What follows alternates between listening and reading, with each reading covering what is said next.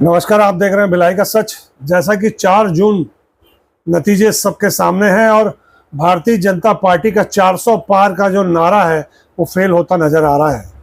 आज कई नेताओं से हमने बात की, कार्यकर्ताओं से भारतीय जनता पार्टी के 400 पार के आंकड़े की बात पर कोई सही जवाब नहीं दे पाया। आइए आपको कुछ नेताओं की बातचीत, कुछ विधायकों की बातचीत और कार्यकर्ताओं की बातें आपको सुनाते हैं। क्या क्या जवाब कार्यकर्ताओं ने दिया भारतीय जनता पार्टी के, आइए देखते हैं। आज छत्तीसगढ़ में लोकसभा चुनाव की गिनती चालू है, जिसमें हम लोग अभी दुर्ग क्षेत्र में आए हैं। दुर्ग लोकसभा से भारतीय जनता पार्टी के प्रत्याशी विजय बघेल जी लगातार विजय की ओर अग्रसर हैं। तो यहाँ पर आज हम महिला मोर्चा भिलाई की अध्यक्ष स्वीटी कौशिक जी से पूछते हैं कि ये जीत का श्रेय आप किसको देना चाहेंगे? पार्टी के कार्यकर्ताओं को देना चाहेंगे, विजय बघेल जी का जो काम रहा है उसको देना चाहेंगे और ये सब कुल मिला के और जनता को देना चाहेंगे। तो ये तीनों समीकरण मिलके आज हम लोग जो एक अप्रत्याशित जीत की ओर बढ़ रहे हैं, ये तीनों का तालमेल रहा है। आपको क्या लग रहा है ये जीत कहाँ तक पहुँचेगी, किस सीमा तक पहुँचेगी? लास्ट ईयर का रिकॉर्ड तोड़ने वाले हैं हम लोग। अभी भी हम वैशाली नगर से मैं संबंध रखती हूँ, मेरा निवास स्थान है। हाँ। 40,000 से ऊपर की लीड हो चुकी है वहाँ पे 9वें राउंड तक।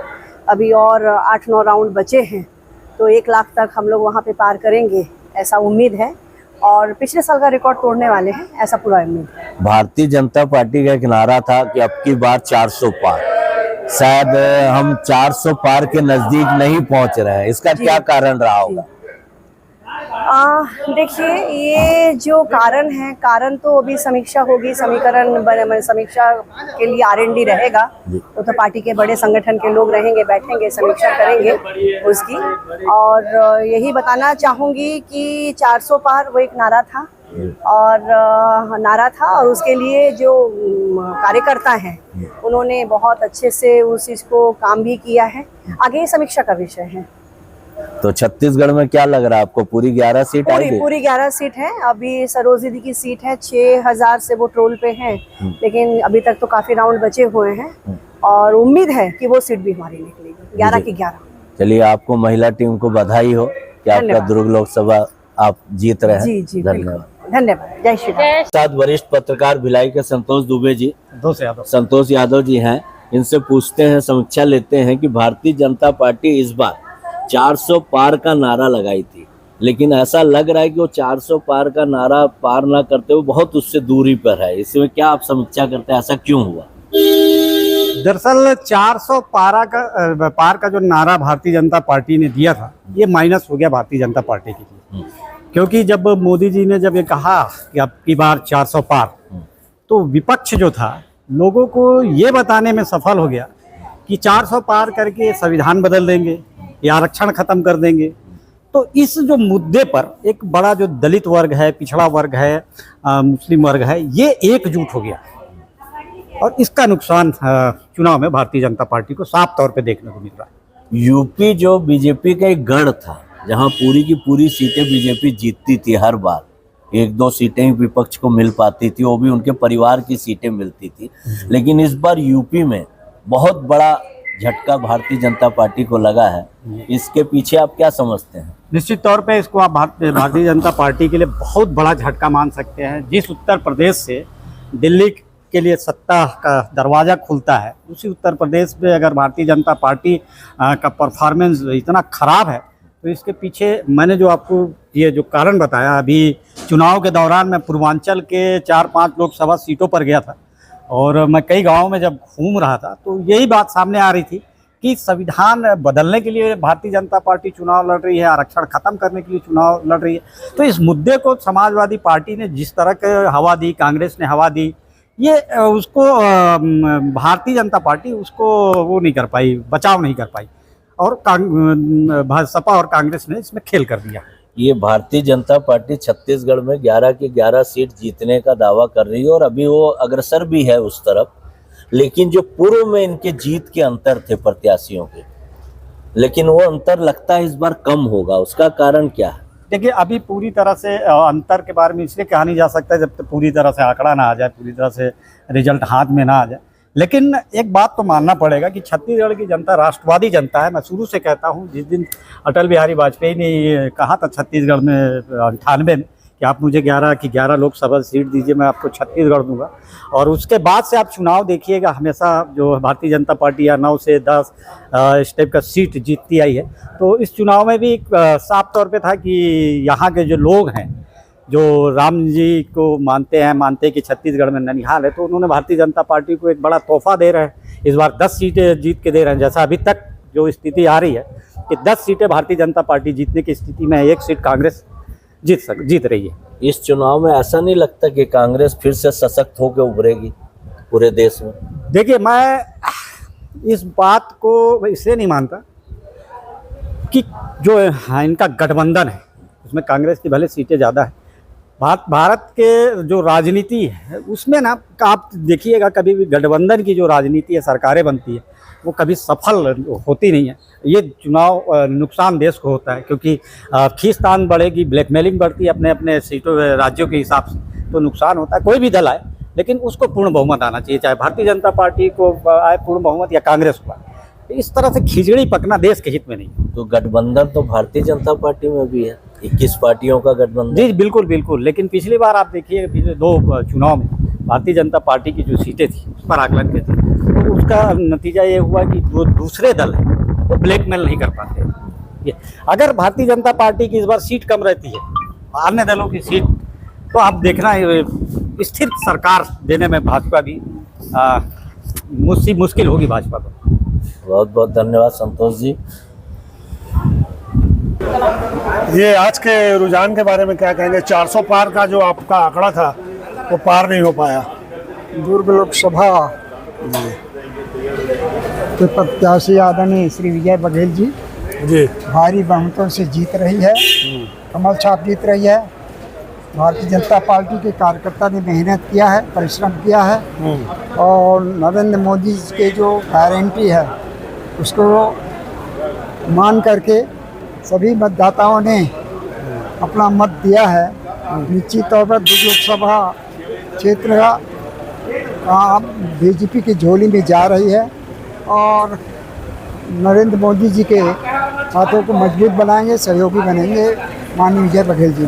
जैसे कि बताया जा, मतलब जो विजय बघेल जी खुद बोल रहे थे कि 6 लाख का आंकड़ा पार करेंगे इस बार, तो वो ऐसा नहीं लग रहा है, अभी 1-1.25 लाख तक पहुँचे हैं वो।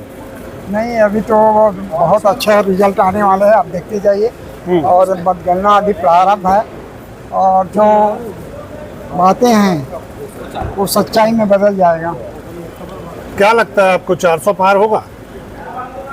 रिजल्ट बता रहे हैं, अभी तो 300 के आसपास जा रहे हैं। अच्छी बात है। 400 पार होगा कि नहीं होगा? अच्छी बात है।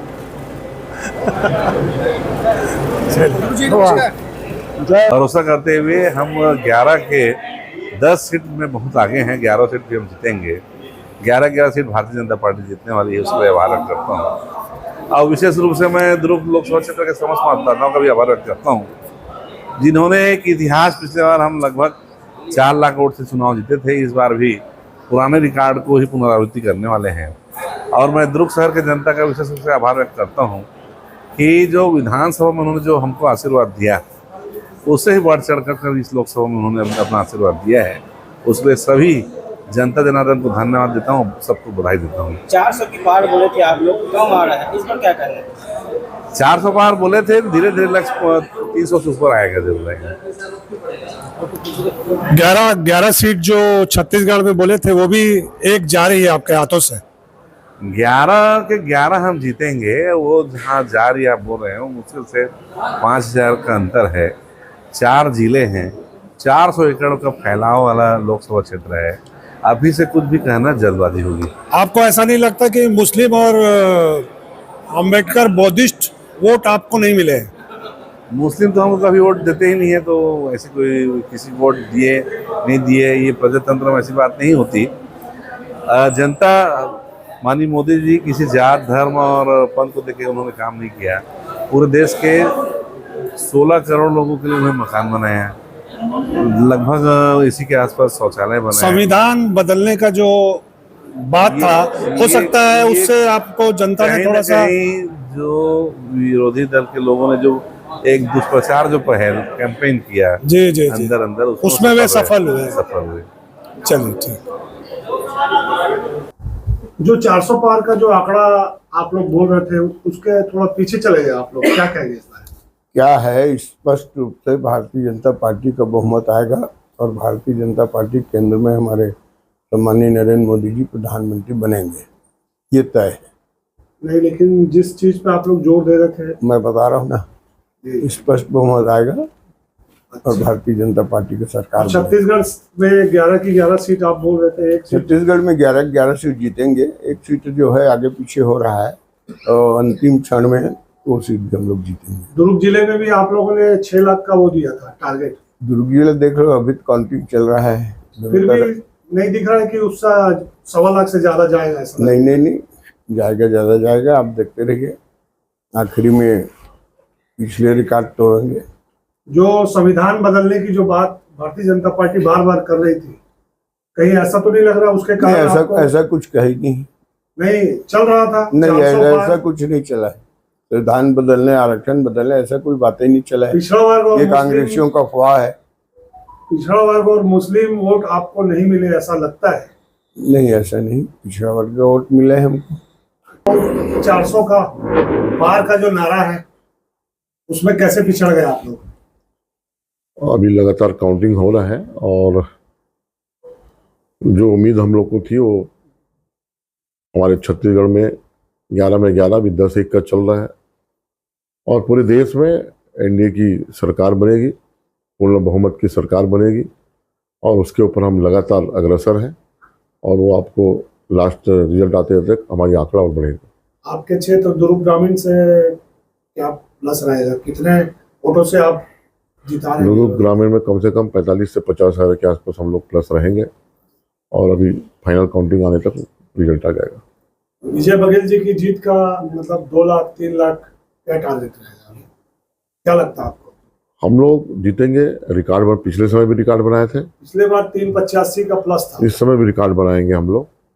दुर्ग लगातार इतिहास रचित बनाता है और रचते रहते, फिर हम लोग इतिहास बनाएंगे। ऐसा लगता है कि अभी फिर दोबारा नरेंद्र मोदी जी प्रधानमंत्री बनेंगे? निश्चित तौर पे एनडीए की पूर्ण बहुमत की सरकार बनेगी, बहुमत हमारे पास है और बहुमत से हम आगे काफ़ी हैं और वो आपको पूरे काउंटिंग होते होते तक हमारी सीट और बहुत बढ़ जाएगी। अभी आप 272 से पीछे चल रहे हैं, पूरा के नतीजा आते आते तक पूरा पूर्ण बहुमत हो जाएगा। अभी हमारे साथ कांतिलाल बोत्रा जी हैं जो प्रकोष्ठ व्यापारी प्रकोष्ठ के सह संयोजक हैं। तो बोत्रा जी बताएंगे, जो रिजल्ट आया उससे संतुष्ट है आप? रिजल्ट आया है, जो जनादेश दिया है देश ने और सरकार एनडीए की ही बनेगी। नहीं, वो तो ठीक है, लेकिन जो सरकार लगातार मोदी जी, अमित शाह जी और सभी भारतीय जनता पार्टी के लोग 400 पार का जो नारा लगा रहे थे, 400 पार का नारा लगा रहे थे, ठीक है, लेकिन जो अभी जनादेश मिला है, एनडीए की सरकार बन रही है और अभी कुछ ऐसी सीटें हैं जिसको बहुत कम मार्जिन से हम बहुत जल्दी जीतेंगे। और दुर्ग में भी ऐसा लग रहा है जो 4 से 6 लाख का आंकड़ा आप लोग बोल रहे थे पार होगा, वो भी लगता है कि 100-1 लाख में सिमट के रह जाए। नहीं, हम पिछला रिकॉर्ड तोड़ेंगे दुर्ग में। 4 लाख पार होगा? बिल्कुल। आपको क्या लगता है? लगता है दुर्ग। और छत्तीसगढ़ में जो 11 सीट थी, आपने 11 का पिछली में 9 थी और अभी भी 11 के 11 हम आएंगे, हम आश्वस्त हैं। एक सीट पे तो बहुत पिछड़ चुके हैं आप। पिछड़े नहीं है, वो कवर हो जाएगा। चलिए ठीक है। अभी आपके सामने हम तुलसी साहू जी, प्रदेश मंत्री छत्तीसगढ़ पिछड़ा वर्ग से, इनसे पूछते हैं कि भारतीय जनता पार्टी का एक नारा था 400 पार, लेकिन कहीं ऐसा लग रहा है कि 400 पार से बहुत दूर पहले ही अपन रुक गए हैं। क्या कारण हो सकता है इसका? नहीं, 400 पार कोई कारण नहीं, 400 पार बिल्कुल। उन्होंने कहा 300 पार तो पहले ही थे, तो उन्होंने कार्यकर्ताओं को और सबको कहा जब 300 से हम ऊपर है तो अब आगे क्या करना है, अपने को कार्यकर्ता का बड़ा काम करना है। 400 पार उन्होंने जनता से मांगा है, मुझे अब की बार 400 पार उन्होंने दीजिए, ये मांगा था उन्होंने। जो जनता का जनादेश देवतुल्य हमारे जनता है और देवतुल्य जनता का जनादेश का हम सब स्वीकार करते हैं। और सबसे पहले तो पूरे देशवासियों को बधाई देती हूँ जिन्होंने तीसरी बार भारतीय जनता पार्टी की सरकार बना के माननीय प्रधानमंत्री नरेंद्र मोदी जी को पूरा तीसरी बार प्रधानमंत्री बनाने के लिए सभी देशवासियों को मैं बहुत बहुत धन्यवाद देती हूँ, शुभकामनाएं भी देती हूँ। लेकिन तीसरी बार जो ये चुनाव हो रहा है, 2 बार भारतीय जनता पार्टी खुद बहुमत में थी, सपोर्ट में ठीक है 303 थे, लेकिन इस बार भारतीय जनता पार्टी की जो खुद के जो जीत है वो बहुमत से कुछ दूरी पर ही पहले ही आके रुक गया। देखिए, सबसे पहली बात तो मैं इसमें एक ही बात कहना चाहूंगी कि तीसरी बार सरकार बना रही है, फिर भी बहुमत जनता ने 300 पार यदि दिया है भारतीय जनता पार्टी को, एनडीए की सरकार को, मतलब सबसे ज्यादा विश्वास उन्होंने मोदी जी की गारंटी पर विश्वास किया, जनता ने भारतीय जनता पार्टी पर विश्वास किया। इसके लिए मैं धन्यवाद दूंगी पूरी जनता को कि उन्होंने 400 पार तो मांगा था, लेकिन 10 साल के देखिए एंटी इनकम्बेंसी होने के बाद यदि 10 साल आप सरकार चला रहे हो, उसके बाद तीसरी बार आपको सरकार बनाने का यदि जनता ने मौका दिया है तो जनता का बहुत आभार और धन्यवाद हम लोग चाहते हैं। ये उत्तर प्रदेश जहां से देश के हमारे प्रधानमंत्री जी चुनाव लड़ते हैं और हमेशा विजयी होते हैं, वो भारतीय जनता पार्टी का एक ऐसा स्थान था जहां से पूरी सीटें भारतीय जनता पार्टी के पास हमेशा आती थी, और जहां उन्होंने अभी बहुत अच्छा देश से को ये बताया कि एक राम मंदिर की हमने स्थापना की और वो विकास वहां की योजनाओं को पूरे देश में बताया जाता है, योगी जी की प्रशासन क्षमता को पूरे देश में बताया जाता है। उसके बावजूद उत्तर प्रदेश में ऐसा क्या हुआ कि भारतीय जनता पार्टी आधे में सिमट गई?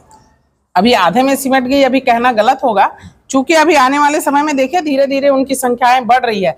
अभी मौका बाकी है, अभी तो 3 बजा है, अभी 6 बजे तक 7 बजे तक चलेगी अभी गणना। नहीं, अभी वहाँ 35 और 44 का डिस्टेंस है, कितना आप मानते हैं? पूरा 80 तक पहुंच जाएंगे आप? अभी मैंने आप ही की बातों से कहा ना कि हम साउथ में कैसे बढ़े, तो कहीं ना कहीं 10 साल सरकार है, ऊपर नीचे थोड़ा बहुत होता है, लेकिन वही मैं बार बार इस बात को कहती हूँ कि जनता का जनादेश का हम सम्मान करते हैं। यदि कहीं थोड़ा कम दिए तो हमें बढ़त भी दिया दूसरी जगह इसी जनता ने, तो ये कहना गलत होगा कि यहाँ कम हो गया। 10 साल हमने काम भी वहां पर किया और मोदी जी के काम के साथ सब चल रहा है। छत्तीसगढ़ में राजनांदगांव सीट से भूपेश बघेल जी पीछे चल रहे हैं और पूरी की पूरी यहाँ 10 सीटों पे भारतीय जनता पार्टी आगे है, 1 सीट पे कांग्रेस कुछ वोटों से आगे पीछे चल रही। तो भूपेश बघेल जी का पीछे होना और भारतीय जनता पार्टी का यहाँ पे 10 सीटों में आगे होने को क्या कारण मानती है?